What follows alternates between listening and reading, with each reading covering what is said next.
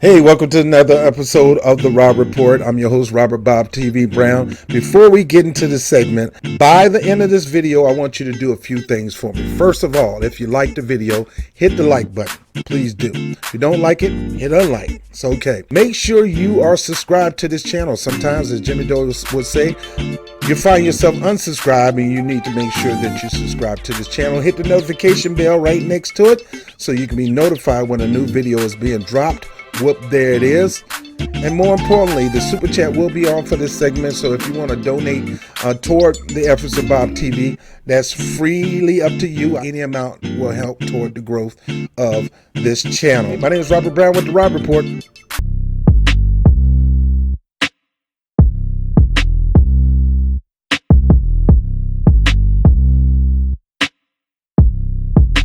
To another episode of The Rob Report. I'm your host, Bob TV, better known as Bob TV Brown.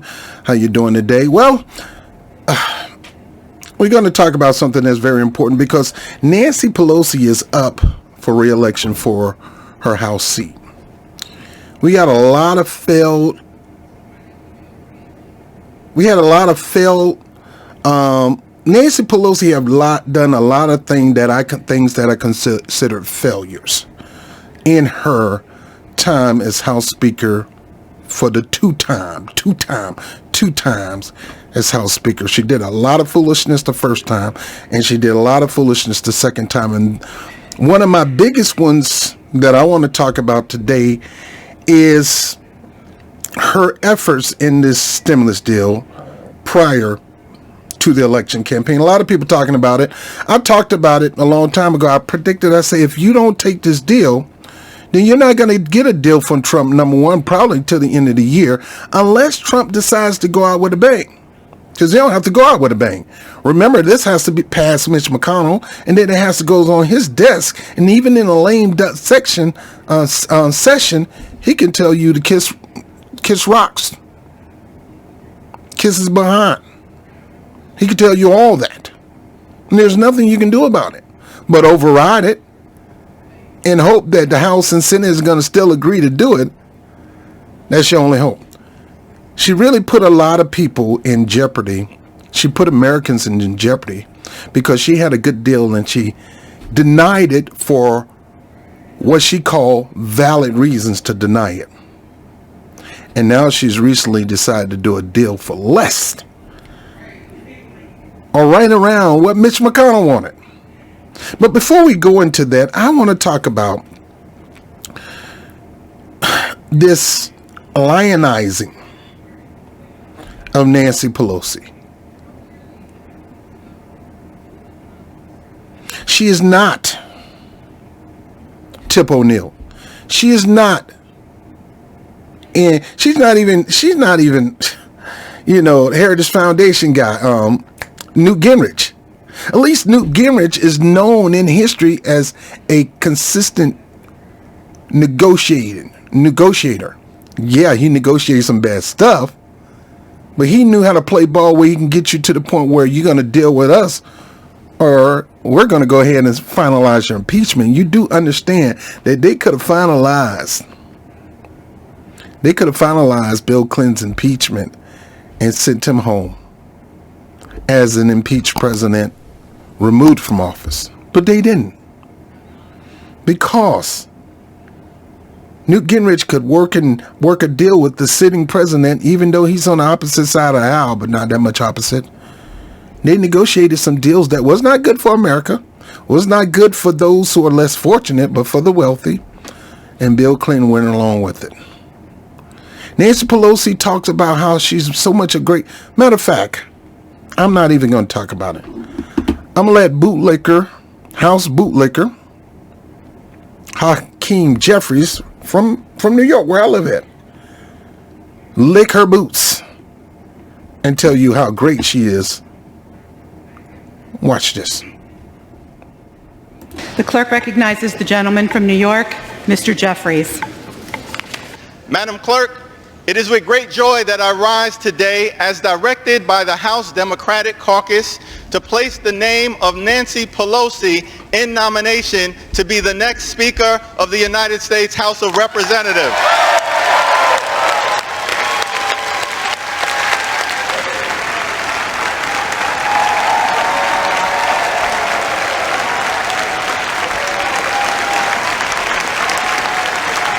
Now, I'm going to stop right there. You see that guy right there?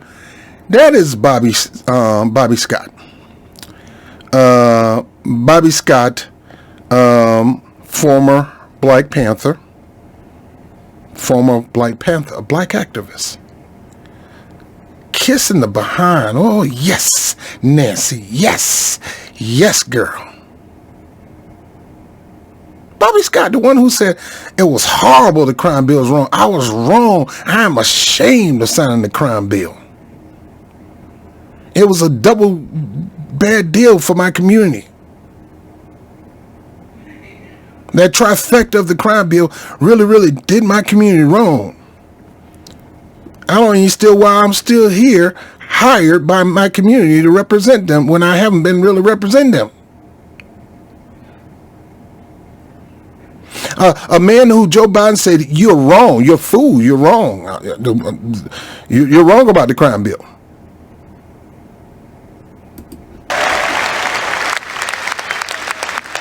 Nancy Pelosi will fight for a country that provides for the poor, works for working families, makes sense for the middle class, stands up for senior citizens, innovates in the inner city, and strengthens suburban communities. Nancy Pelosi is a woman of faith, a loving wife, a mother of 5, a grandmother of 9, a sophisticated strategist, a legendary legislator, a voice for the voiceless, a defender of the disenfranchised, a powerful, profound, prophetic, principled public servant, and that's why we stand squarely behind her today. Let me be clear, House Democrats are down with NDP. Nancy D'Alessandro Pelosi, the once and future Speaker of the United States House of Representatives, I proudly place her name in nomination. May God bless her. May God bless the United States of America. Now this is disgusting. Here we are. We got this black brother. This black brother is sitting up here eloquently, kind of Kanye-ish, Jay-Z-ish, Biggie Small-ish, Tupac-ish, eloquently rhyming and flowing words, kind of Obama-like-ish. I'm thinking he's trying to audition for a spot as the prime speaker at the next DNC convention. I'm thinking that maybe they're going to pick him to be the next person to run for office because Kamala Harris ain't got that kind of eloquency. Why do you ain't pick this dude to run for as VP and then Kamala Harris? Because he kiss more butt, boy. He can really kiss that butt. He can lick them boots. The voice of the voiceless? Have you looked at her district? And the poverty level and the pain that's going on in that district? Have you looked at that? Have you looked at that, brother? Huh? Have you looked at that? Have you looked at the amount of money that she was sending to San Francisco? To Oakland? Have you looked at the money that Kamala Harris was sending? Fighting for? And how much of that went to your people, brother? Black man?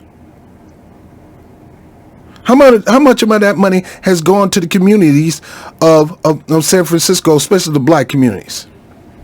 And you sitting up here licking her boots. But let me keep going. The voice of the voiceless. Got her smiling. Always going to get the black man to shine the boots, to lick the boots of a white woman, let alone, or another black bootlick. Never free to say what he want. And you look at James Clyburn just a cheesing. Boy, I couldn't do it no better than myself. And this is disgusting. Pelosi and her team, as well as Chairwoman Zoe Lofgren and her team for working closely with the caucus to be able to pull off that organizational meeting entirely virtually, given the dynamics of the pandemic and the extreme public health crisis that we continue to confront. Now, this is a few years later. This was, the first video was 2016 when AOC got her seat. the ladies, the squad was born. The Democratic took the House and seat. The Democratic took the House. It did eliminate some of the aggressive legislation that Trump could have passed if he had all three like he did when he started. Bigging up the woman who oftentimes pushes and sides with some of Trump's voting, yet try to appear to look like she don't like that guy. Here he is again, Hakeem Jeffries again, representing New York City, getting ready to get his lyrical skills on. Watch this. But we were able to convene with full participation from every single member of the House Democratic Caucus and the incoming members-elect. We are unified in our sense of purpose to go out, to work closely with Joe Biden and Kamala Harris to fight for the people. Now, when have Kamala Harris, Kamala Harris for the people, when have Kamala Harris been really for the people? Can y'all tell me some of the things that she's done as a senator, some of the things she has done besides lock over police, California? Tell me some of the things that Joe Biden did, the African-American community, great white hope, just like Trump was the great white hope to people like Jesse Lee Peterson and all these numbnuts on the right. Now we got people on the left, black people talking about Biden is the great white hope. Tell me what that great white hope has done for you. I don't understand why people always putting their hope in the personality instead of hoping in themselves. Now I'm not I'm not gonna call you the great white hope until you start doing some of the things that I hope you were doing. I had an argument today. People talking about, man, you voted for this person and you didn't vote for Joe Biden and you didn't vote for Trump at all. You voted for somebody as a third party candidate or something like that, or you wrote somebody in. Yeah, I wrote somebody in. Wrote somebody in that had a plan to serve black people. Somebody you probably don't even know, but he was running for president and he had a snowball chance in hell. Somebody gonna tell me, you know something? That's a wasted vote. No, fool. A wasted vote is when you put your vote towards somebody who claim they're going to do something and not going to do anything. More important, somebody who definitely didn't say they're going to do anything for you. And he don't, because he never told you he's going to do something for you and you still going to vote for him anyway. That is a wasted vote. My vote is not wasted because I use my vote to kind of empower my person to at least look like he got a few votes. And the only reason he's not president right now because y'all never knew who he was, number one. And number two, y'all didn't look at his platform. And number three, most of you guys are with the mentality of, look, and I ain't wasting my vote. Anyway, let me get off that. But the bottom line is this. I vote for black empowerment first. There's a lot of things I vote for, but if black empowerment is not on the table, you are not in my dining room. You come to my house expecting to get served. Let me tell you something. Black empowerment will be on the dinner table. If you don't eat it, get out my house. For working families, middle-class folks, senior citizens, young people, veterans, those who aspire to be part of the middle class, the poor, the sick, the afflicted, the least, the lost, and the left behind. That's what House Democrats do. Lying. The House Democratic Caucus elected Nancy Pelosi as our speaker designee for the 117th Congress. Now, my question is why? What have she done? She was a thorn in the flesh of Donald Trump. That's not legislation. That's just being a butthole. Trump trying to be a thorn in the flesh of America, and Nancy Pelosi trying to be a thorn in the flesh. Two babies ripping up the paper, snarly clapping. All that is childish crap. Say what you want, but what's his name did not have that with Bill Clinton when he could have. He could have sat there and say, Bill Clinton is one of us. Y'all think he one of y'all, but he's one of us. He's a blue dog Republican. He's a lightweight Republican. He's just done some good things just for the sake of trying to gravitate people toward the Democratic Party. But believe me, majority of his votes are with us. He signed the crime bill. He signed legislation to revamp the welfare program, put limitations on it. He did. He's one of us. He could have did that. Oh, Tip O'Neill could have did that with Reagan. Yeah, they could have went back and forth. Tip O'Neill, bad as Reagan was, and don't tell me, I mean, when I was coming up, I thought Reagan was all that, but I really didn't know Reagan. I just saw the TV image, and that's what you grown people are doing, seeing these TV images of these politicians and falling in love and thinking they can't do no wrong. When they do wrong, majority of the time, they rarely do right. And you put them in. You, not me. You. I'm voting for Joe. Got to get that Trump out. I agree. Get that idiot out. But you better put somebody in there that's going to do something for you. Joe Biden will. Yes, he will. Get out of here with that mess. We'll see. So far, it don't look good for black people. It doesn't. And we're going to talk about that in another series. Bootlicking again. Steny Hoyer is our majority leader for the 117th Congress. You mean Steny Hoyer, one of the most powerful white Democrats that goes around and tell people, look, if you challenge our friend, I'm going to tell the DCCC not to support you. That's how powerful Steny Hoyer is. And that's why these people stay in power, because they want to gain more power. Who in the blue heaven and hell are you to tell me I can't run for office against another Democrat? If I don't think you guys are doing right, I should run to try to at least push you to do right or move you out of the way so I can do right by the American people. Who are you to tell me that you're not going to fund me? Oh, Steny Hoyer is great at that. He'll go straight to you and tell you, look here, buddy,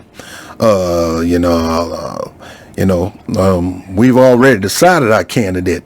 We already decided our candidate, Andrew Gilliam. We're not going to go for you. We're going to go for Bob's granddaughter. We already decided on our candidate, Ayanna Pressley. We ain't going for you. We're going for that Kennedy boy, legends in the Democratic Party. We trying to keep it in the family. We're not going to go for you, Bowman. We're going to go with Elliot Ingalls. He's the chairman of this and chairman of that, and we need to still keep him there. We're not going to support you. We're not going to support you, Nina Turner. We're not going to support you. We're not going to support none of you, especially people of minority. Do you realize most minorities, they don't get the support of the Democratic Party and DCCC unless they're the only one that's able to run against some Republican?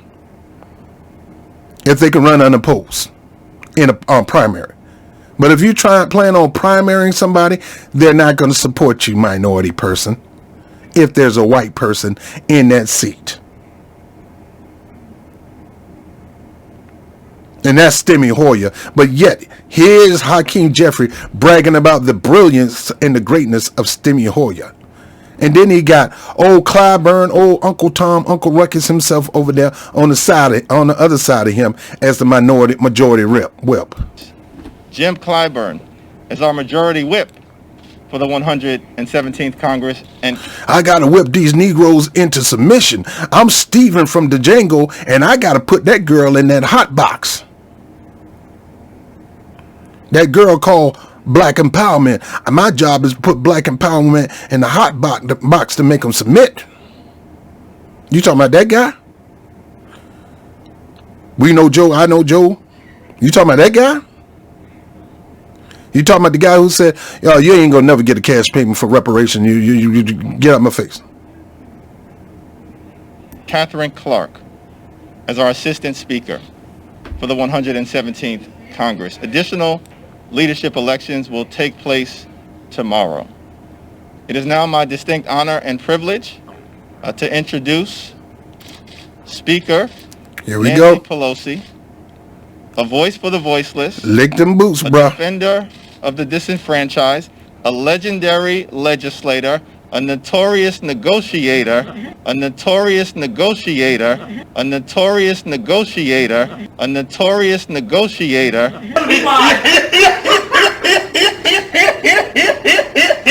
Well, Why is that guy laughing about her being a notorious good negotiation? Because this latest blumber is the worst negotiation tactic ever. Notorious negotiator? Are you freaking kidding me, Hakeem Jeffries?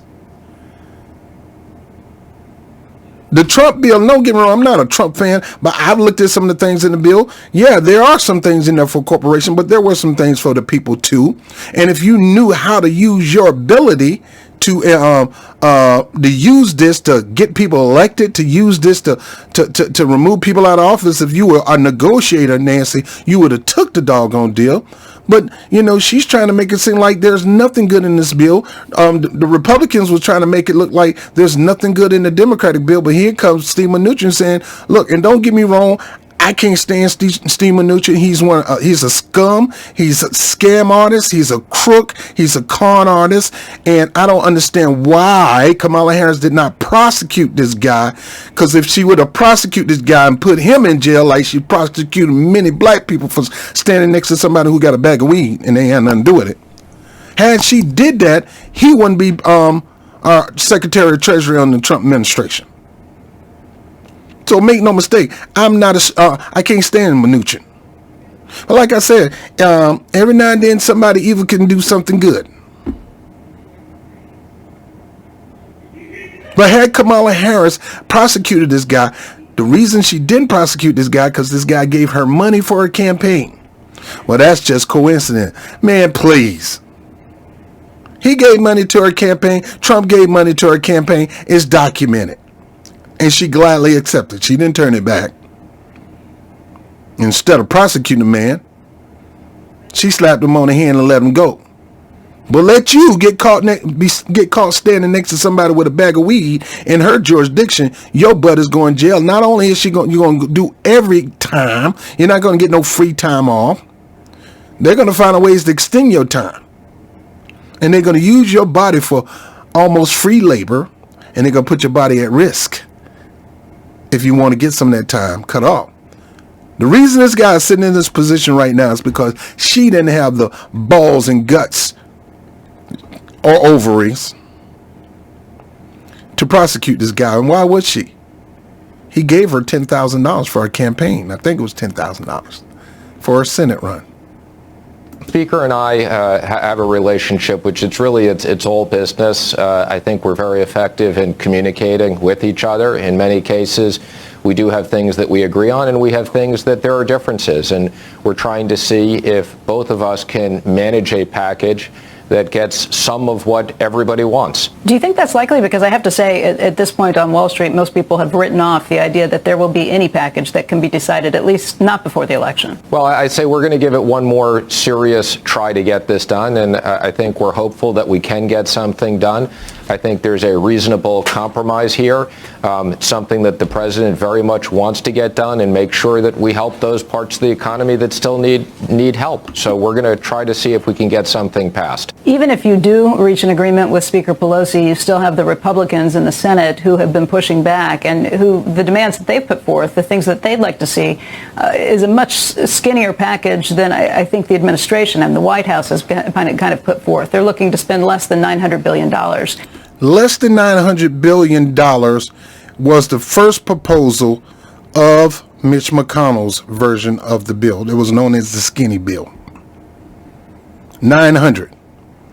Of course, if you claim to be a master negotiation, you're not going to settle for 900. You're going to try to bump that up a little bit. No can do. I'm not selling for this. I'm a master negotiator. You better bring that number up, baby. Well, what kind of leverage do you have to force Mitch McConnell to bring that number up? It's what Steve Mnuchin is offering. Now, guys, you know me. I'm not playing team. I don't care. I don't give a crap who offer who, as long as it can help people. I don't take sides. Mitch McConnell's skinny bill was $900 billion. Steve Mnuchin bill and Trump bill was $1.2 billion. Nancy Pelosi bill started at $3 trillion. She worked it down to $2.2 trillion. She looked at the $1.2 trillion and said, no, not interested. You need to come up even more. So she began to look like it's my way or the highway, because Trump was saying, look, let's go big, go home. You got leverage over Trump right now. She overplayed her hand. She's trying to do the art of the deal, and she overplayed her hand of cards, or the cards in her hand, and ended up losing. Here you got a $1.2 trillion deal. That was a weapon waiting for you. Let's keep going. How would you bring those Senate Republicans on board, and have you spoken to any of them? Mark Meadows and I spoke to both Kevin and Mitch McConnell yesterday. We went through with them what our thoughts are, and let's see if we can get a compromise agreement with the Speaker, something that works, and then we'll continue to work with both sides. Now you see that? This is 12-2. I think today is 12-7. Pelosi now backs a stimulus bill half the size of what the White House offered before the election. Great negotiation, Nancy. You really are. You should write the art of the deal, the revised division. To work on all the exact language and the policies. In a Wednesday statement when Senate Minority Leader Chuck Schumer, House Speaker Nancy Pelosi said she support the $908 billion economic relief measure. That's $8 billion above what Mitch McConnell was asking for. So she pretty much are selling from Mitch McConnell's deal. She punked y'all out. She played you. She ain't play her because she's worth $125 million. She don't qualify for this, and I don't think she own an airline. I don't think she own a hospital. So I don't think that's going to affect her money, but it's affecting yours, because when we were right at the point of doing a $2,000 a month UBI until this pandemic is over, when we was at the point of pushing for Medicare for all, and look. I know there's a debate between allism and blackism and things like that, and those are debatable. But in this situation, when you got a crisis, I am for Medicare. I don't think nobody need to be coming out of their pocket in the middle of a crisis. But that is not the most important issue in America to me. Closing the wealth gap is more important than anything, because even with things like that, we're still in a position as a community where we're behind.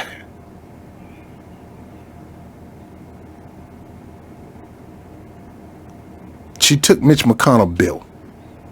You only negotiate $8 billion. Mitch McConnell probably threw $8 billion there. But hold up, she got excuses for why she took this piece of crap.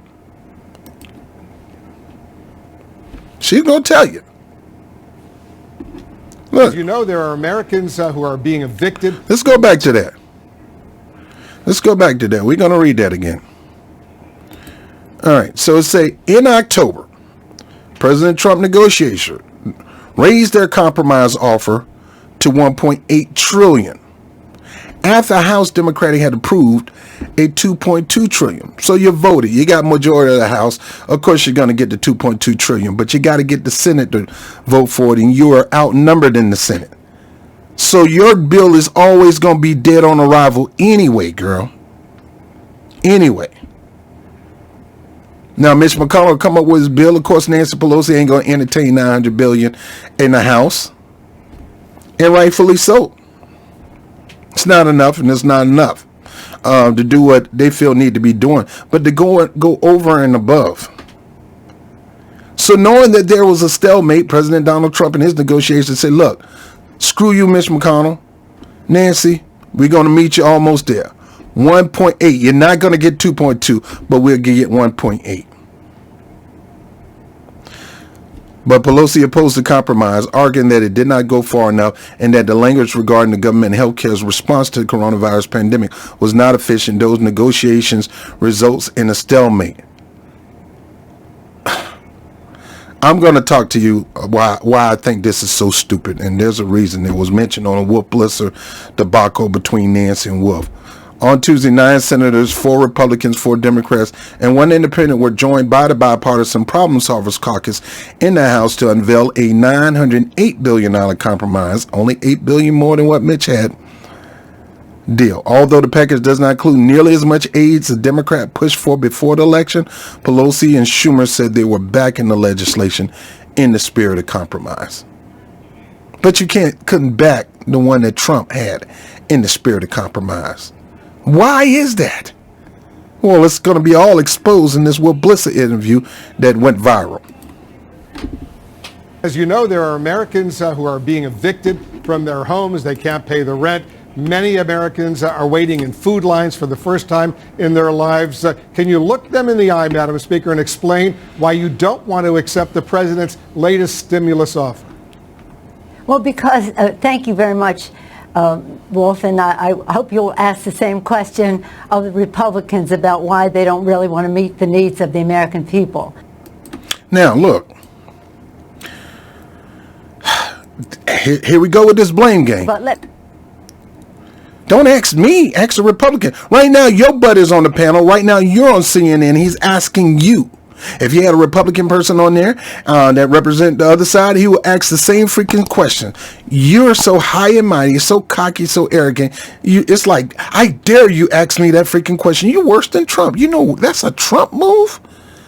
Trump move is, I dare you ask me a question like that. Get out of here. Shame yourself. Trump would shame and ridicule a person who would ask him a question, even a valid, good question that hit him to the heart that he has no freaking answer for. And here Will Blissa asks you a valid question, hitting you in the heart, you have no answer for, and all you can do is get upset and make this about the other party. Say it about the other party right now. We're talking about you. say to those people, because all of my colleagues, we represent these people. You can represent them, but you don't do a good job. There's a difference, folks, between people representing your interests and representing you. You put them in office to represent you, and they are there to represent you, but are they representing your interests concerning you? If they're not doing that, then why you keep putting them in office? Because all you do is give them a job to say, I represent the district of blah, blah, blah, blah, blah. But when you ask them, what have you done? How much money you sent to this youth center? How many churches you try to help out with feeding programs? They don't know what to say. See, I ask those questions to the local politicians. I stay up all night and have a list of things I'm going to ask you. And you better be ready for it. Other than that, if you're not getting my vote. I don't give a crap whether you're Democratic or Republican. You're not going to get my vote. So just to let you know, be prepared. I have for over 30 years represented my constituents. I know what their needs are. I listen. Now, let me stop there. I know I keep stopping. She's represented the needs of her constituents for 30 years. 30 years. But if there was a world leader that led a country for 30 years, you'll call that person a dictator. Even though the person might love them and keep reelecting them, you call them a dictator. But they can't possibly, there's got to be something wrong. The people just don't reelect people over and over for 30, 40 years. Well, they did it with your butt. And they do it with a lot of your colleagues.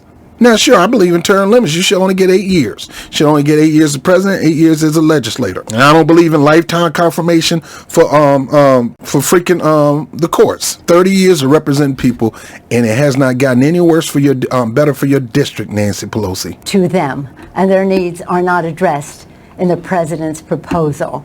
So when you say to me, why don't you accept theirs? Why don't they accept ours? They really need the money right now, and even members of I your own. understand that, but even members of your own caucus, even members of your own caucus, Madam Speaker, want to accept this deal. $1.8 trillion. Congressman Ro Khanna, for example. But let me just quote Ro Khanna, a man you know well. I assume you admire him. He's a Democrat, and he just said this. He said, "Now the nerves of you quoting Democrats against me. See, if you said something about Trump or the Republicans, she could hit back and say, you stupid, you're a fool, they don't know what you're talking about, blah, blah, blah, blah, blah. And she could dump on them. But she find that hard because it's hard for her to dump on Ro Khanna because she don't want to look like she's want to dump on one of her own. And that bugs her. The nerves of you going to mention Democrats who said something negative about what we're doing. Democrats should be free to criticize other Democrats' proposal and tell them they ain't enough or it's enough. Let's get something done and let's go back to the drawing table later. Can't wait until February. $1.8 trillion is significant and more than twice the Obama stimulus. Make a deal. Put the ball in McConnell. Now, the reason Ro Khanna mentioned people can't wait till February, that's when the transition is complete and Biden take over, because you can't play around like that. You should have took the deal, because right now Trump has no freaking reason to do anything. He lost. And he's bitter and he pissed off. He's in the court. So he has every reason to be the freaking jerk that he's always have been all his freaking life. He has every reason. And I'm not shocked if he's not acting the jerk, acting like a little baby. Now, I ain't doing nothing for y'all. Count me out like New Edition. Not saying a jack. I'm going taking my ball and go home. Ro Khanna said we don't have time. Why? Because in January, the moratorium on rent payment, which most states don't have, the moratorium on mortgages, which is pretty much nationwide, is going to end. And these companies are going to want their mortgage money. These rent owners are going to want their rent money. Unemployment is going to run out at the end of December. So you're not going to have no money coming in if nothing gets done. Trump can be a freaking jerk and say, no, don't ask me for nothing. Y'all handle that on your own. Keep me out of it. Now, I'm hoping he'll do something big and just go out with a bang, since he claimed he's going to run in 2024. If you run in 2024, which I doubt you are, you liar, go out with a bang. Say, look, I'm coming out. This is what I'm going to do for the American people, because I'm coming back in 2024. He's not smart enough to do stuff like that, man. But had I been in that position, I know y'all don't like me. And I know half of the American public don't like me, but half do. So I'm telling you what, since they want to play this ball, I'm going to go out with a bang. American people, I'm giving you $2,000 executive order, $2,000, blah, blah. Of course, it's going to have to be allocated through the House and Senate. But they will look bad if he did an executive order. I want to make sure everybody don't have to pay a bill until this thing is over with. I want to make sure everybody got $2,000 a month until this thing is over with.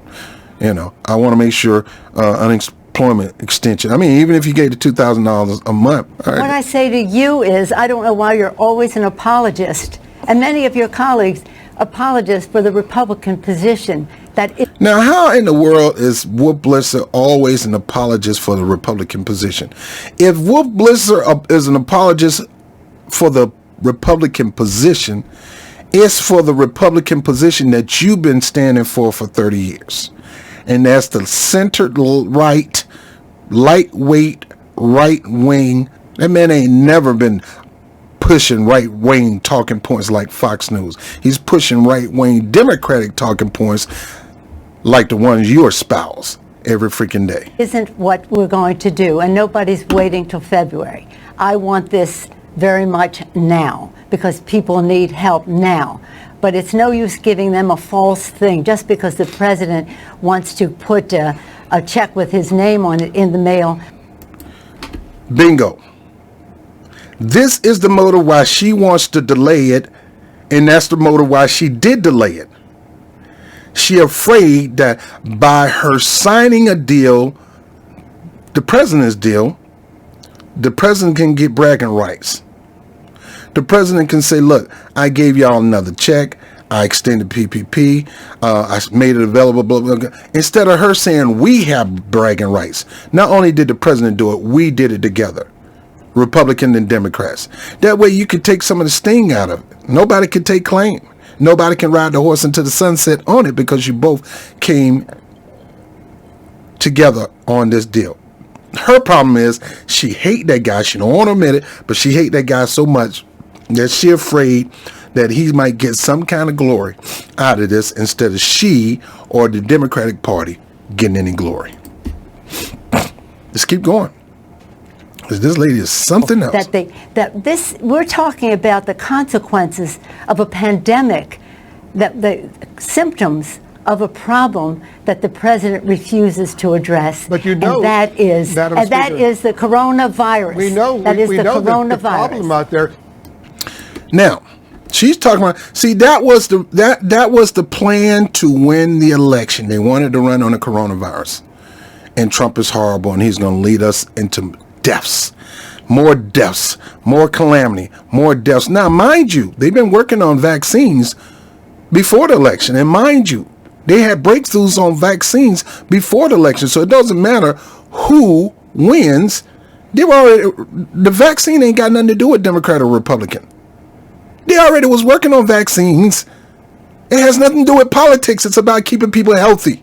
But of course, politicians are going to try to take claim for the vaccine. Now that Joe Biden's won, you got 3 different vaccines out working at 90% Yet, even when Trump was in office way back in March, they had early medical treatment that if you gave people certain medications early, it would keep people out of the hospital and pretty much rid the virus in your body for a certain within a certain amount of days. Now, it didn't say, well, it's a cure.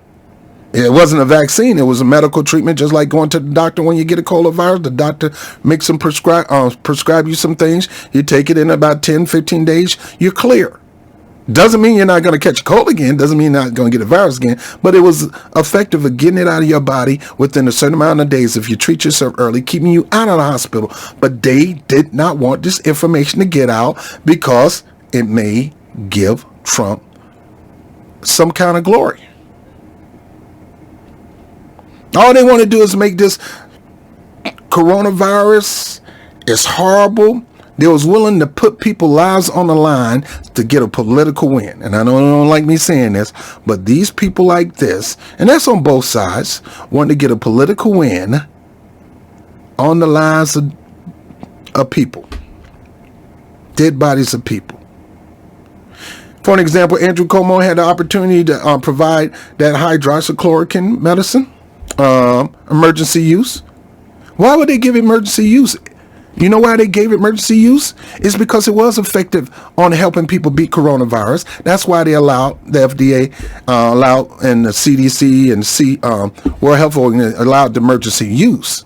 The problem was they was using it during extreme situations. ICU, when people already been ravaged by the virus, thinking it's a miracle cure, when in reality, they always knew that it was not meant to treat people with that in those conditions. It was meant to treat people in early conditions, such as when you first find out that you're diagnosed with COVID. But they failed to do it. Why? Because they don't want to give somebody a political win. They'll rather sit there and suppress this information to make sure somebody don't get any kind of glory. Make sure his polls number go down. And look, it's smart strategy.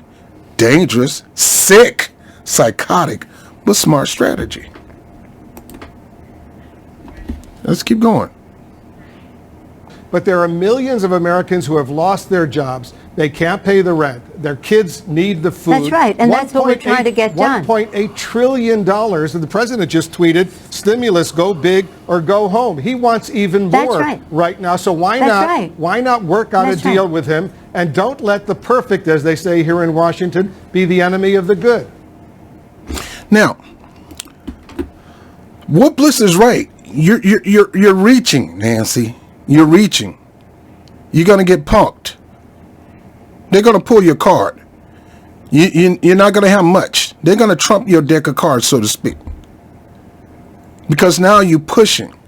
You're rather gamble hoping that Joe Biden gets in office and hoping that you win in the House and Senate so that in February you can immediately go to work to get things done on behalf of what you already wanted.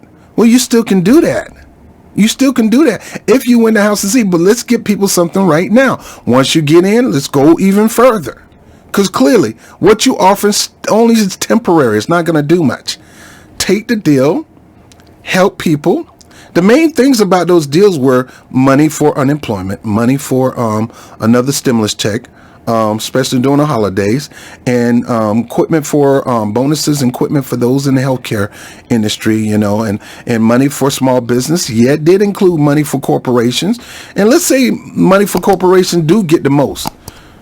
Now you want to be ethical? Because that's what happened in the first one. Oh, you gave them everything they want. So now you don't want to give them everything you want because you don't want Trump to win. Get out of here with this stuff. Let's keep going. Well, I will not let the wrong be the enemy of the right. What's wrong with $1.8 trillion? Well, you know what? Do you have any idea what the difference is between the spending that they have in their bill and that we have in our bill?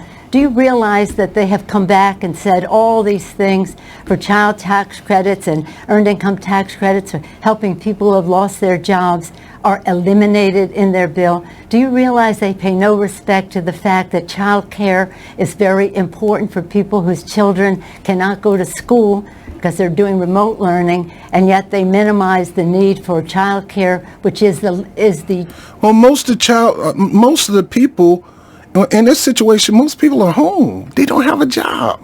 Coronavirus got them home. So why are you trying to get all this money for child care? I believe in child care, but let's get something done now and still work on the child care. You're stretching too much. You're stretching. This is Tropicana. You're at the doggone crap table. You're $8,000 in. Your boards tell you to stop. You see 10,000, so you're going to roll the dice one more time. And you lose everything. That's what happened to me in Las Vegas at the Tropicana. I was hot. Women on my side. Crapped out. Boy, women never left me fast enough. You crapped out, Nancy. Supposed to be a master negotiator. Get out of here, Hakeem. You don't know what the heck you're talking about. threshold with which people, mothers and fathers, can go to work if they have that. Do you have any idea? Now, those things were negotiable, but it wasn't to the level that she wanted to be. No, let's get something done now and then redo a bigger one right after the new year. Let's get something done now for the holidays. Now you got people in the position right now that they don't seem to get any kind of relief for the holidays. At this moment, we don't have a stimulus check coming in for the holidays. And I fought you, Nancy. I fought you because you want to get everything under the sun. You want to get the whole Santa Claus bag. You don't want to get one gift out the bag. You want to punch Santa Claus in the nose and take the whole bag. Now, guys, I understand. A negotiation is a negotiation. You're not going to get everything you want. And sometimes you can overreach. And some things are just ridiculous to be even on the table for negotiations. They're concerned. That's why it's so important right now. Yesterday I spoke to Andrew Yang, who says the same thing. It's not everything you want, but you know but there's a lot there. I'm not on this Yang gang, and I'm going to talk about the Yang gang in a moment and some of the foolishness he said out his mouth, because I read a report about Asians and how Asians helped Joe Biden win Georgia, and Yang gang go out there and try to capitalize on that. I'm going to skin him alive on that. But even Andrew Yang said, look, take the deal. So you got two Democrats and many more probably behind the closed door saying take the deal. They just ain't saying nothing, especially those in the House, because they got to deal with Nancy Pelosi because they scared of her. Take the deal. Andrew Yang had a point in this thing. Andrew Yang said, look, take the deal and let Mitch McConnell deal with it. Let me tell you the brilliance in that. You take the 1.2 trillion deal. Now you negotiate it. You can say me and the president came to an agreement. It's not about me. It's not about the president. We don't take any. Nobody's trying to take claim in here. I'm quite sure the president is not dumb enough to try to take glory in this bill. I'm definitely not dumb enough to take glory in this bill. But it's something for now, and we come to agreement. Now, the only person who can make this happen is Mitch McConnell. And if Mitch McConnell do not make this happen, then you got to do whatever you need to do to remove him and his cronies. Anybody who say no to this bill, see, this is what you call leverage. This is what you call whipping up votes. This is what you call maneuvering. If this bill don't get signed, anybody who say no to this bill because the president agree with this bill, the House Democrats agree with this bill, the House agree with this bill, the president agree with the bill. The only person we expect the Senate to sign this bill. And for every person who don't, y'all need to remove them out of office. And I'm quite sure the president says the same thing. I would have used that as a way of sneering at President Trump and a way to get people popularity go down and get people to lose votes. We're going to vote on this before the election. See, Nancy Pelosi claims to be a master negotiator, and she don't even see this. But I've been negotiating union contracts, so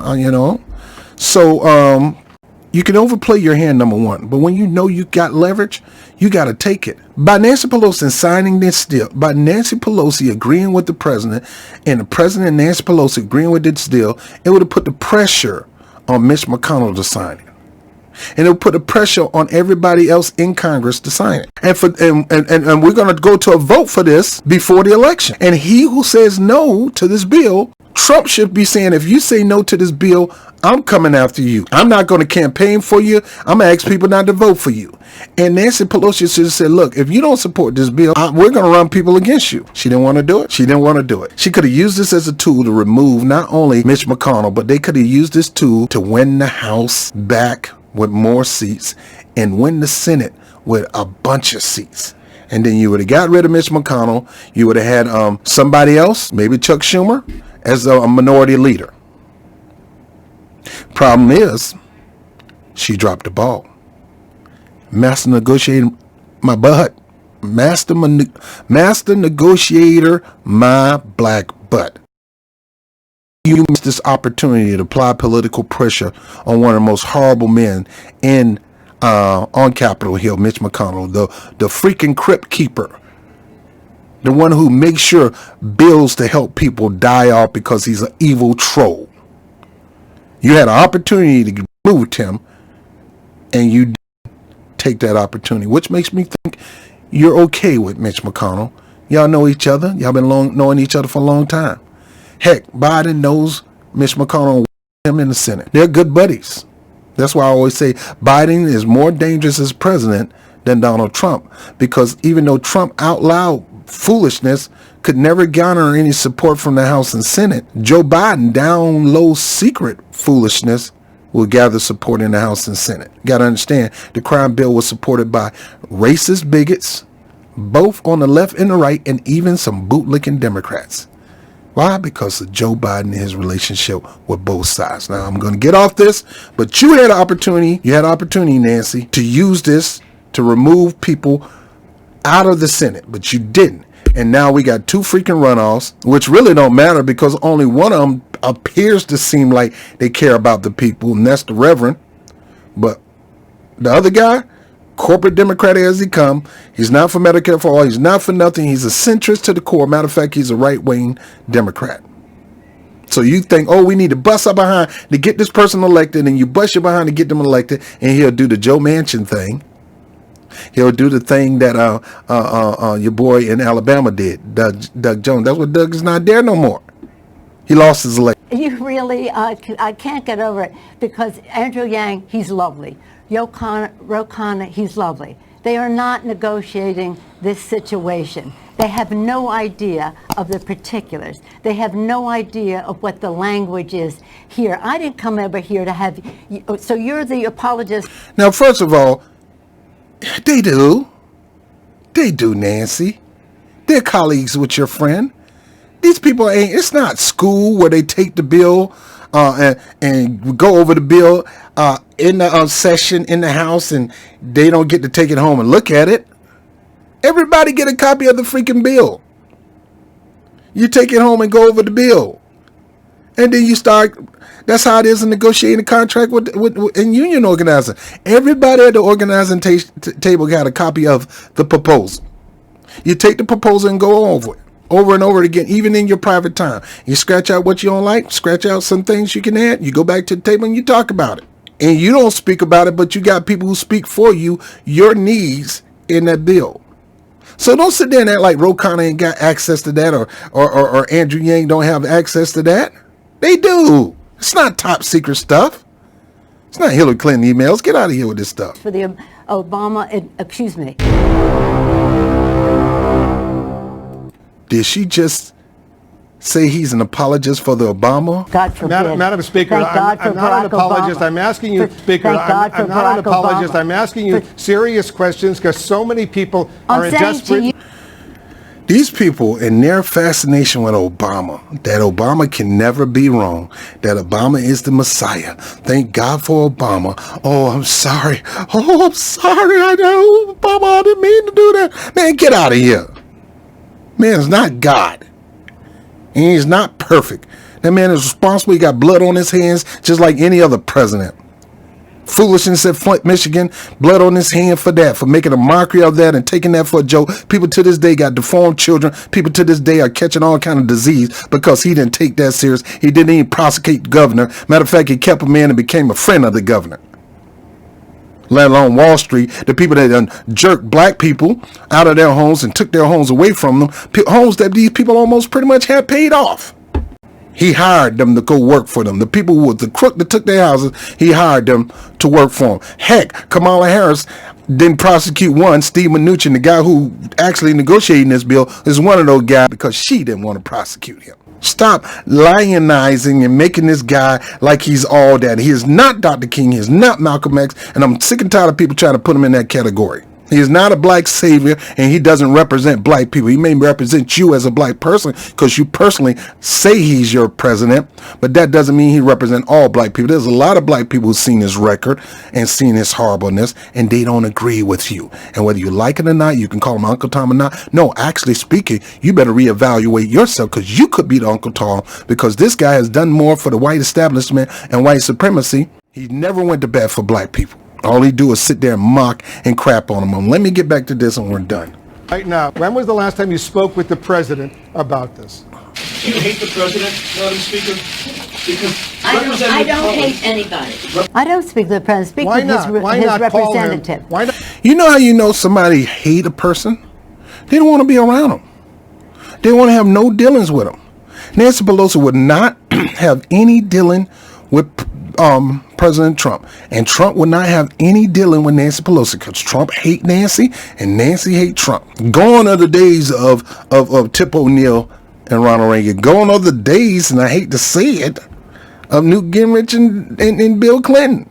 Gone are the days, and I hate to say it, of John Boehner and Barack Obama. Those guys used to have movie nights, pizza nights at the White House and talk negotiations. She can't stand this man. Not call him and say, Mr. President, let's work out a deal. It's not going to be everything you want, not going to be everything I want, but there are so many Americans right now who are in desperate need. Let's make a deal. What makes me amused, if it weren't so sad, is how you all think that you know more about the suffering of the American people than those of us who are elected by them to represent them at that table. who the f*** you talking to? Look, how's she going to tell Whoop Blisser, a news reporter who's oftentimes work with people in the field who always reporting what's going on in the field? Not they don't report everything. A lot of times they are the anchormen. They're reporting talking points from on high. But you can't say a news reporter can't know just as much about you. You very rarely come out of your $5.5 million home with your $8,000 refrigerator and your $100 ice cream. And you're going to get on Whoop Blisser and talk about you all. It's no different from saying you people. Are you freaking kidding me? Who in the world are you talking to? Man, boy. These news anchors scared that if they clap back on these guys, they'll lose their job. That's why I thank God for this. Even though you two give me a hard time, I got a freedom to say what I want to say. And if they want to find me, just to let you know, YouTube, there's certain laws that I found out about. And I'm going to start using these against you. Let's get back into it. It is unfortunate that we do not have shared values with this White House and that they have in their bill, why don't you talk about in their bill, a tax break for the wealthiest families in the country while they... She actually says shared values. They share and value a whole lot of stuff. When it comes to corporatism, they share value. When it comes to taxes for her own personal pocket, privately, she loves it. Out front, she don't. She's trying to put old okie doke on all of us. She has a lot of shared value with Trump. She has a lot of shared value with Republicans. She just ain't gonna say it because it will make her look bad. And I'm quite sure it's vice versa. Cut out the earned income tax credit for the poorest families in our country and the poorest children in our country. That we have to fight with them to get them to address the coronavirus crisis because they have said it was a hoax. Now, tax credits, what she's actually doing is the tax credit, she's trying to overhaul Trump's tax bill. That's what this is about. Like I said before, say that for another time, girl. This ain't the time to be doing that. You get Trump out of office, you and Joe right before tax season, right at tax season, you could change the tax code. If you want the ability for people to get tax credit, fine. Let's get them out of office first. But you don't hold an entire package because of these little things over here. You personally love the Trump tax code, but I understand you got to do something for your colleagues. You'll say it on TV so you can get people to vote for you. I get it. You're going to do that. But you know you like Trump's tax plan because it benefits you. And another thing, she said something that was important. Let me go back and play it. A tax break for the wealthiest families in the country while they cut out the earned income tax credit for the poorest families in our country and the poorest children in our country. That we have to fight with them to get them to address the coronavirus crisis. Now, I'm not going to say the Trump administration wasn't trying to address it. I can say how they addressed it was dumb. Trump found out about it and he wanted to keep it quiet. Dumb. Very, very hazardous, very risky. But who says you guys wouldn't have did the same thing? They tried to put masks in the mail for everybody. Trump didn't do it because he didn't want to freak somebody out. That was dumb. But who said you won't? We only can assume that you wouldn't have did something like that. At this time, to be able to be unified with our community, we want to be vigilant about what it might be on the what is out there in other places. We want to be careful about how we deal with it, but we do want to say to people, come to Chinatown. Here we are. We're, again, careful, safe, and come join us. He put out a commission out there called Operation Warp Speed to try to get a vaccine. You can't say that. This man actually did have people out there trying to get a vaccine. The vaccines that you have today was part of Operation Warp Speed, but you're not going to give him any credit for that. And I get it. But I'll be doggone, you think Joe going to get credit for that and you going to get credit for that. It ain't about politics. He had to do the necessary thing to to clean up the mess that he made, because this is the mess that he made and he need to clean it up. And that's why he's not president now, because of coronavirus. And you realize that was a thing to run on and it was effective, but it's still not going to help us. Still not going to help working people. Because they have said it was a hoax. And I don't remember nobody in the higher up saying it was a hoax. I had to fast forward this because she kept babbling and babbling. What I say to those people is, we're going to get a deal. And when we do, it will be retroactive. It will be retroactive. Here's what you... So what she said to us, we're going to get a deal, and it's going to be retroactive. So in other words, all the money that they were trying to do for us, they're going to get it when they get the deal. Well, it looked like she's trying to deal for less. Now, she may try to push it once Joe get in, but if you and Mitch McConnell are still the minority leader, and it look like he may, then we're not going to get a retroactive stimulus bill.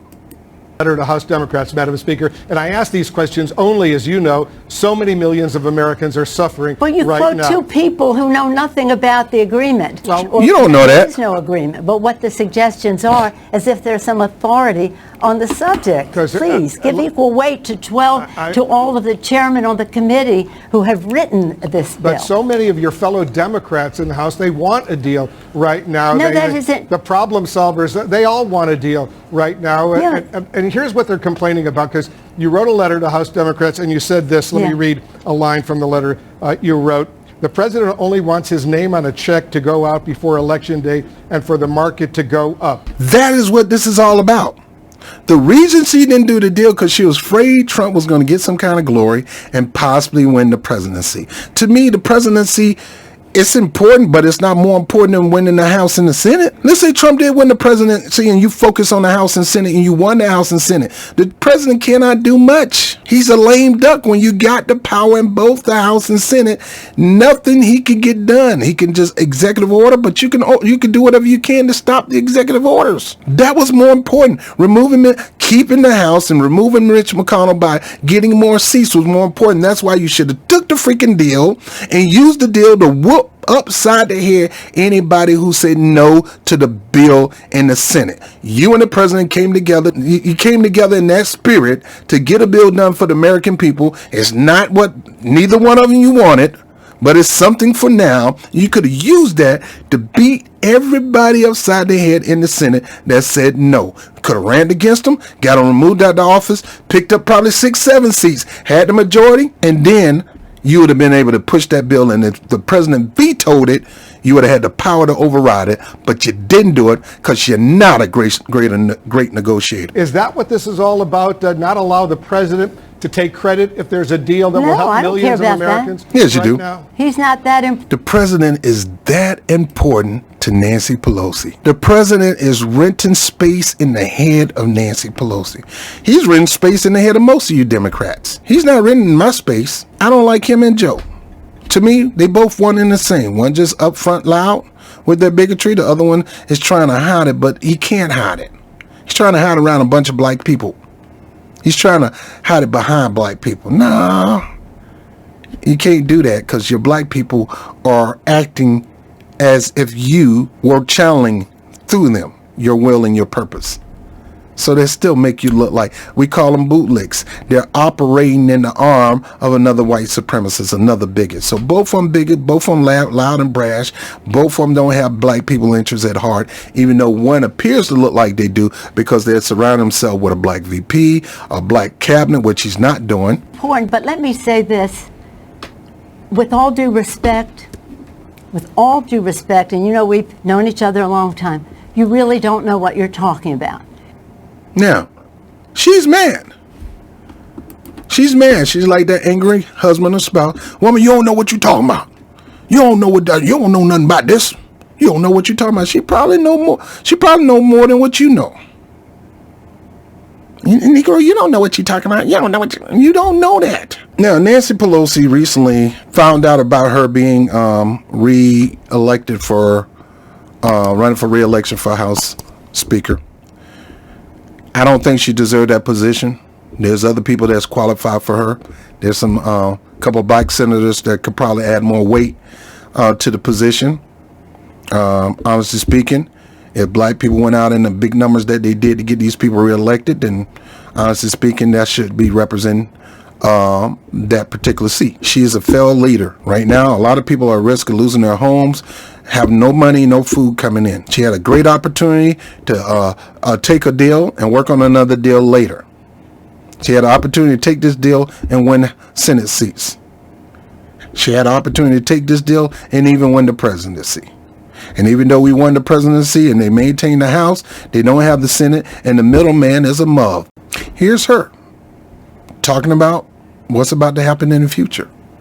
And her lame excuse for why she's supporting a $900 billion bill, $908 billion to be exact, a little over what Mitch McConnell asked for, versus the $1.2 trillion that was available.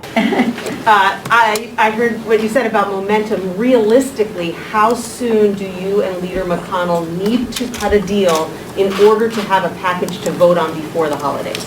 Now, this young lady is trying to get her locked down on a timetable. Smart and what you're supposed to do, and this is what you got to put in the paper to apply the pressure on politicians. Give us, if you don't have an exact date, give us a range date. She ain't going to want to do that because she knows it can bite her in the behind. But let's listen to her. We had the time to do it. It doesn't, and again, we want to have it on the omnibus. We have to have an omnibus. And we're hoping that that will accelerate the discussions on the omnibus. We are going to keep government open. You know, we're not going to have a continuing resolution. So what she's saying, the bill, the stimulus bill, we're going to attach to the omnibus bill. It's going to be attached. We want to attach the stimulus into the overall bill to keep the government funded. I hate when they do that. Keep it separate. Once you vote on the omnibus bill, then you vote on the stimulus bill. Why are you changing it and switching it up, and why are you going that way, Nancy? But we need to take the time to do that. And then, as I said, we saw a framework. They're putting, now they have to turn it into text. And then, so we'll take the time we need, and we must get it done. And we must get it done by before we leave. We cannot leave without it. So now she's come in. We got to get it done before we leave, before the session is over with. That's right before Christmas. So she claiming we need to get it done before next weekend. Now, they always do that. And you know what they do? They end up leaving anyway and coming back, and then nothing's get done. Folks, oh, this disgusts me. These people are playing with our money, our tax money, trying to make decisions with our money that we infuse into the federal government. That is our decision. You don't make that decision for it. We tell you what you want, we want you to do with our money. If we tell you to close the government down for 2 weeks just to whoop y'all behind, fine. If we tell you to take a pay cut, you take a pay cut. You're making too much money anyway. Look, so let me tell you something, people. I guarantee you in the omnibus bill, there's extra salary for them. See, they got it all. Millions, most of them do. Ability to get free food. They can go, they get free, not just on Capitol Hill, but because of who they are, they can get free food everywhere they go just so they can take a picture and put it in a restaurant. That's what fame and fortune does. What about you? What about you? Does that mean you have about a week to negotiate? No, it doesn't matter. We will take the time that we need. And the question is, when will the text be ready so that we can combine it into the... but the omnibus is not finished yet. We have a number of what we call ash and trash. It's a lot of other issues that need to be resolved, and they're in the course of doing that. And I don't want to in any way undermine the great bipartisan negotiations that are going on between the Democrats and Republicans. Senator Shelby, as the chair of the Appropriations Committee in the Senate, Nita Lowey as the chair in the House, their staffs working together. So don't worry about a date. It will be in sufficient time. How you going to tell me not to worry about a date? How are you going to tell me insufficient time? What do you consider sufficient time? Girl, I need a date. You guys, you realize how long it's been since we got another stimulus check? We haven't gotten another stimulus check. You realize how long it's been since the $600 on top of your unemployment? To a lot of people, that was a great day. And then they're going to say, well, we don't want to give them 600, give them 300. Fool, you don't tell us what you want to give us. That's our money. We wanted 1,000. If the popularity of the public say give everybody 1,000, you give everybody 1,000. These decisions should not be on these politicians, should be on us. There should be some new democratic way to put the power in the hands of the people when it comes to certain decisions like this one. Times of pandemic and crisis. The decision should be in the hands of people, not politicians. Done. The sooner the better, but not at the expense of the initiatives that we need to address in the bills. In other words, if things don't go your way, you're going to prolong it longer. You're going to prolong it. Good morning, thank you. So just to be clear here, you said no continuing resolution. No, I don't want any. No. Right, I understand that, but if you are on the precipice of getting a coronavirus deed, and you can't, if you are on the precipice... We'll be on before that. Okay. But what shifted, in your opinion, when the Problem Solvers Caucus had a much larger bill a few months ago? You did not like that piece of legislation. What has shifted now when they're on board with this piece that's come out of the Senate? Now, that's a good question. You got a bill. You had a bill that was, you had an offer at $1.2 trillion. Wasn't your $2.2 trillion. Now you got an offer at $908 billion. Now, the Problem Solver Caucus, that's the team that's designed to hash out the little issues with whatever we're trying to negotiate on. What is it now that you're on board? What made you come to the agreement? Tell us, please. Perhaps you missed what I said earlier. Joe Biden committed to ending and crushing the virus and having a Build a Better America initiative, Build Back Better. So, because Joe Biden's president now, we can take the crappy bill and then later on we can do a better bill. you arrogant, cocky, wealthy Now Joe Biden president, we could take this crap. Later on, we'll do a bigger crap when Joe Biden becomes president. Why you couldn't have took the last crap, whoop some Republicans over the head, and gain about 5-10 Senate seats in the majority? That way the Democrat would have had the House and Senate. And let's say Joe didn't win. You could have put the brakes on Trump. You could have passed the bill, and if Trump didn't, if he vetoed it, you could have override it. Or let's say Biden is in the seat. What is to tell you to make you think that Joe Biden is going to go for it? Joe Biden already said he ain't going to do Medicare for all. Joe Biden is not for no-cost education unless you make a certain amount of money. So she's trying to say because we got Joe Biden, things are different. So you got Joe Biden and you took a crappier bill. When you could have took the bill that Trump had, voted on it, won some seats, and now you're in a position where nothing could stop you from getting something through, except the president, not Mitch McConnell. But no, you see how stupid this sounds, people? Well, Joe Biden was the president. Trump offered us more money. And you didn't take the deal because you didn't want Trump to have any glory. So you'd rather take a sucky deal so Joe Biden can get the glory.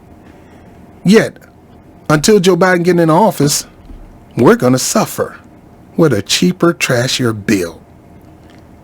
And even if Joe did get in office, if you don't win these seats in Georgia, which the odds are you will not, we're back at square one before the election, because the bills cannot get through as long as Mitch McConnell is majority leader. It doesn't matter who's the president. The bill got to get through the Senate. The president only can do an executive order, and it still has to get through the budgeting committee and all that kind of stuff. Master negotiator, get out of here. A vaccine answer to our prayers. A vaccine answer to our prayers.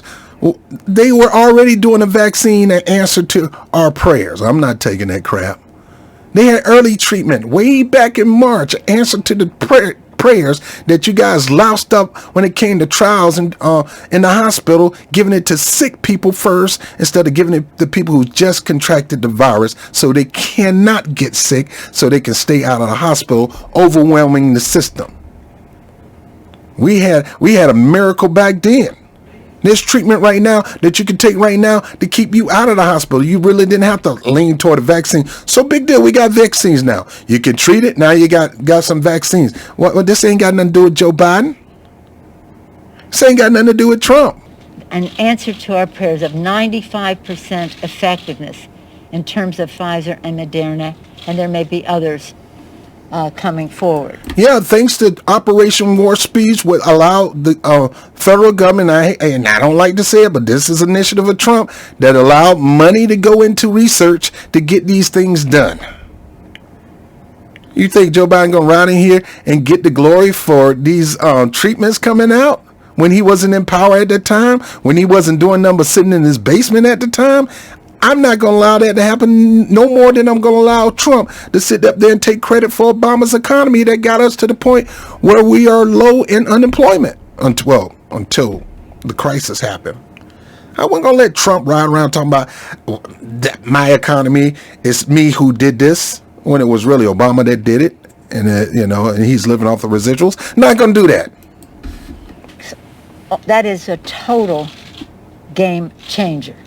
A new president and a vaccine. So,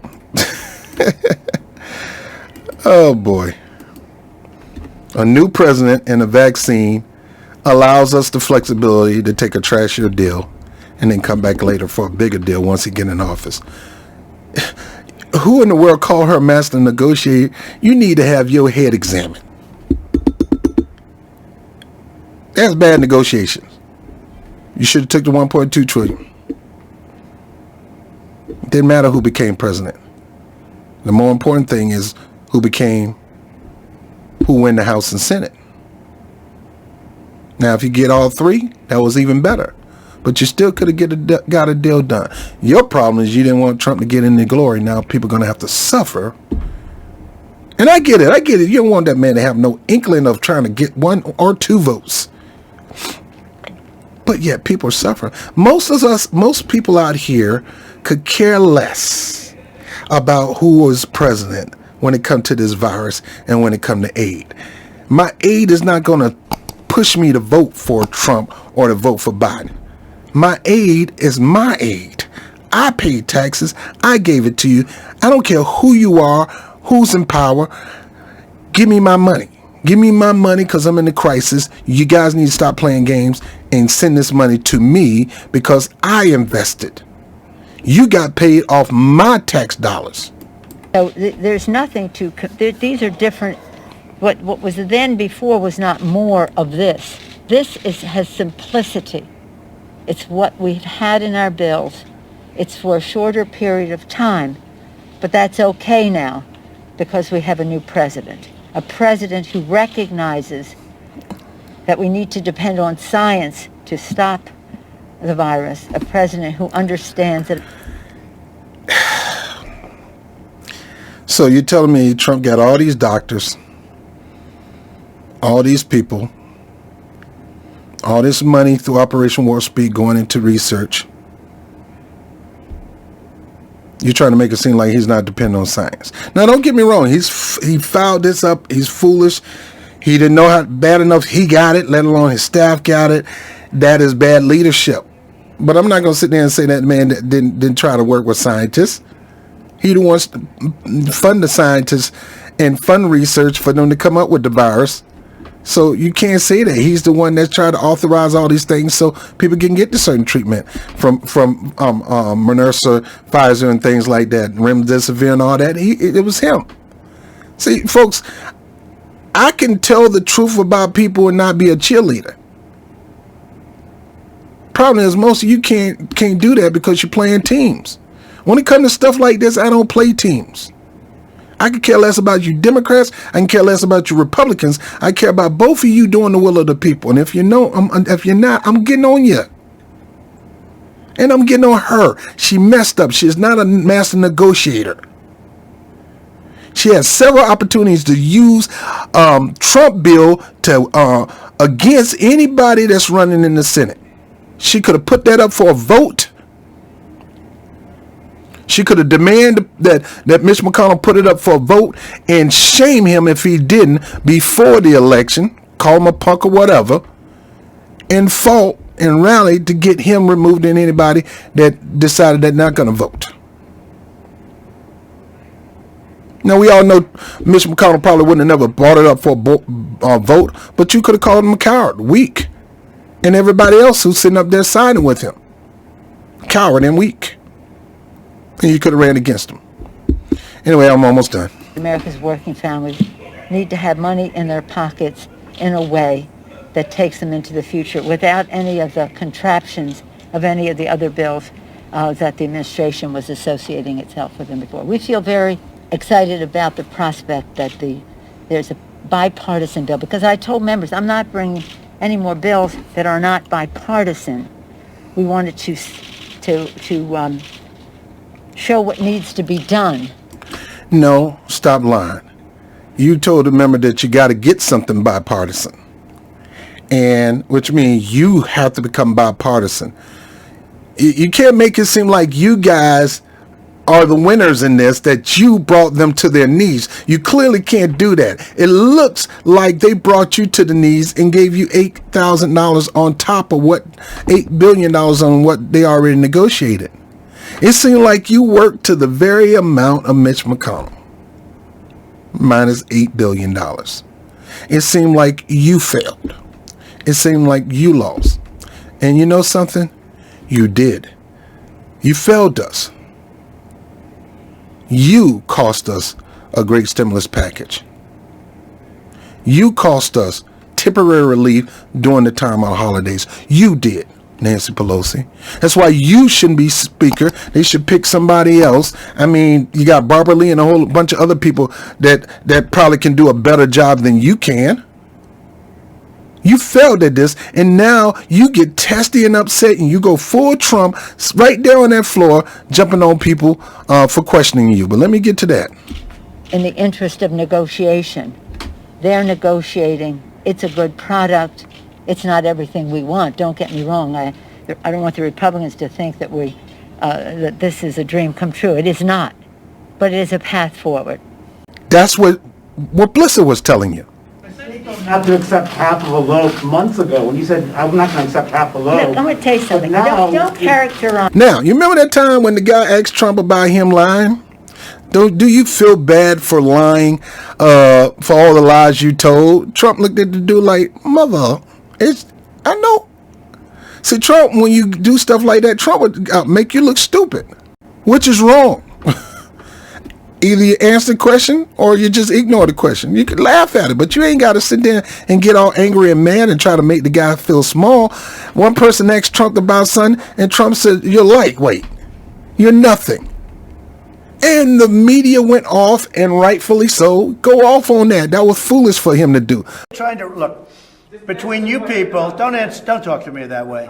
You're just a lightweight. Don't talk to me that way. I'm the president of the United States. Don't ever talk to the president that way. All right, I'm going to go with another question. Go ahead. But Nancy Pelosi doing it right now, and you going to chalk that up to she just got tired. She just fed up. You sound just like Republicans who said the same thing about Trump. Well, she's going to go full Trump. She's going to turn into Donald Trump in 2.2 seconds. I accept half of a loaf months ago when you said, I'm not going to accept half a loaf. Look, I'm going to tell you something. Don't characterize what we did before as a mistake, as a preface to your question, if you want an answer. So, if you want me to answer your question, you can't characterize. I got to tell you how to characterize this, what I did, what I'm doing. If you want me to answer your question. She went full Trump. And you don't see the media calling on out for the media is not saying Nancy Pelosi snaps on and gets real ugly to a reporter. No, it's reporter gets ugly to Nancy Pelosi and she claps back. She strikes back like the Empire. Boy, I'll tell you. Let me keep going. That was not a mistake. It was a decision, and it has taken us to a place where we can do the right thing without other, shall we say, considerations in the legislation that we don't want.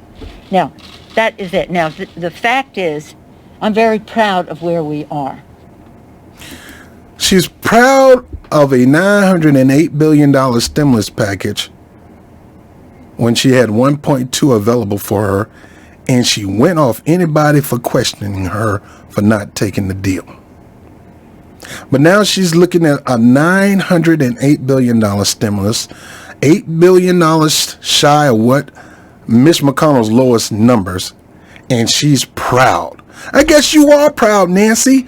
You don't have to worry about a stimulus check. You don't have to worry about unemployment bonuses. You don't have to worry about PPE. You ain't got to worry about money for small business because you're freaking wealthy and you got nice ice cream in your refrigerator. You probably don't have hot dogs and bologna. You probably got gourmet meats from all different kinds of Switzerland, all that kind of stuff. You're good, but the American people don't have that. They're scared.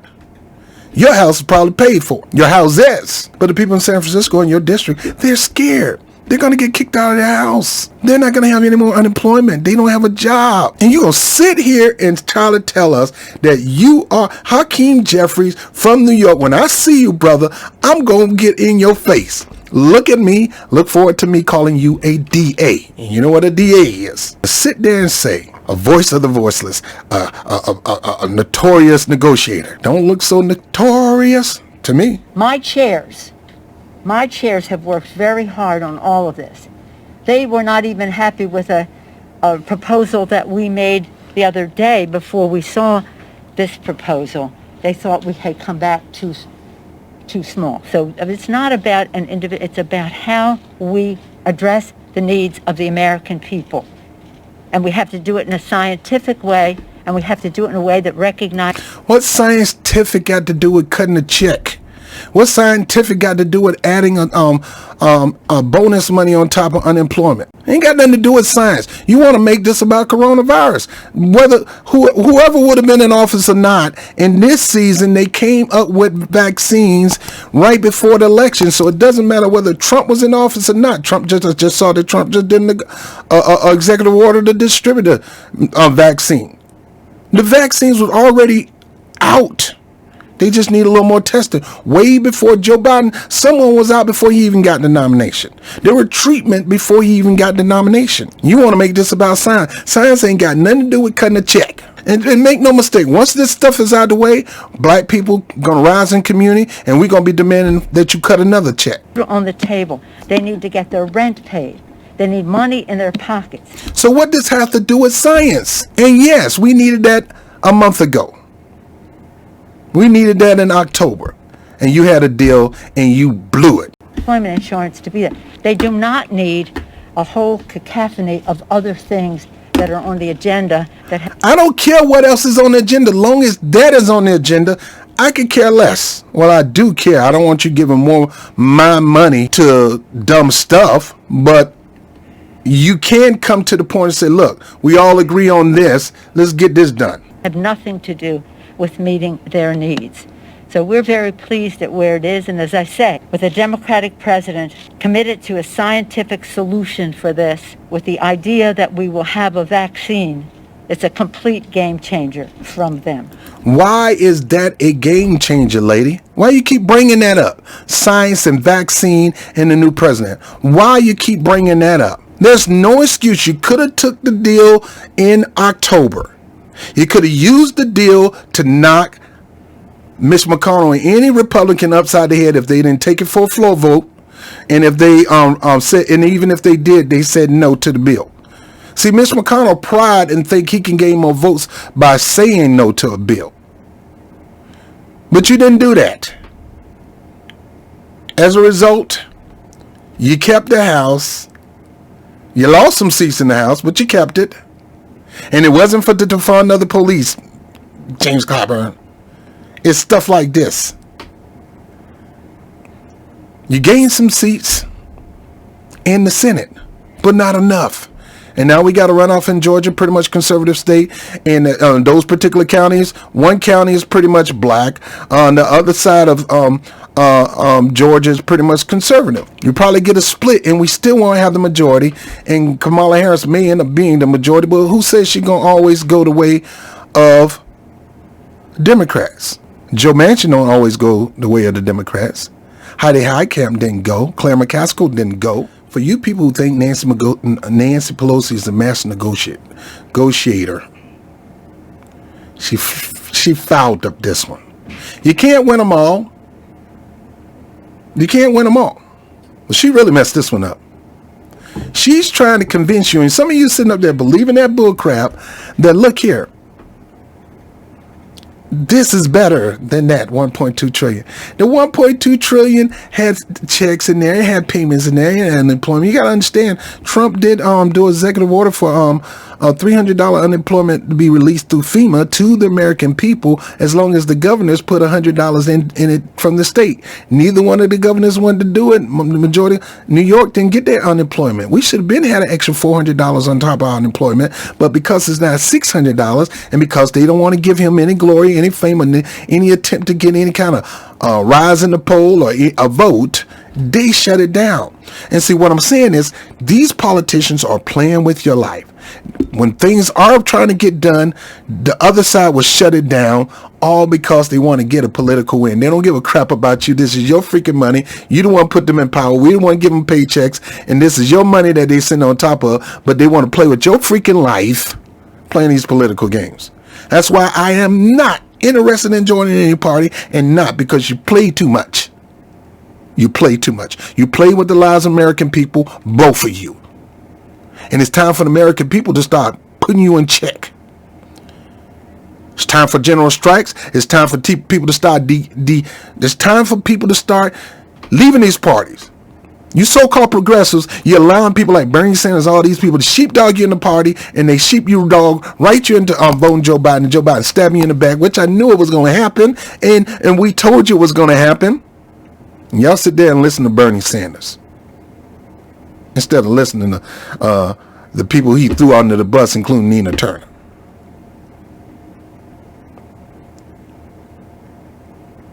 Instead of detaching yourself away from these parties and say, no, I'm not going to ever join the party. I'm going to stay independent. If you want my vote, two things you need to do. You need to do something for us. And number two, you need to open up the primaries. That way I can vote for you when you vow to do things for us. And folks, you got to get that point. That is the new way of politics. What are you planning on doing for my community? If you don't plan on having a plan for my community, if you're not out there pounding the gavel on behalf of my community, you can forget my vote. She's out here claiming that she's trying to get a good deal for the American people when she had a deal which would have got us something until the lame duck session is over with and we got a new president, and then go right back into phase two. She could have did the phase one with that bill between the House and the Trump administration, beat Mitch McConnell and his cronies upside the head that wouldn't have voted yes on it, got them out of office, probably gained a few seats, took over the House and Senate, and maybe the presidency, and then they would have had carte blanche. But no, your master negotiator got you in a position where you're looking at no more unemployment at the end of the month, where you're looking at no stimulus check, where you're looking at still paying high medical bills if you become coronavirus positive, when they're still going to tell you to stay at home and hope for the best without telling you there's some meds that you can take right freaking now to help you deal with that COVID. It's not a cure, but you can take freaking now. They're not going to tell you that because they want you to lean on, oh, we got a virus now, we got a new president. Scientists. Science ain't got nothing to do with your pocket. This is why when you come to me telling me how great Nancy Pelosi is, don't get mad at me when I laugh at you. Jesus.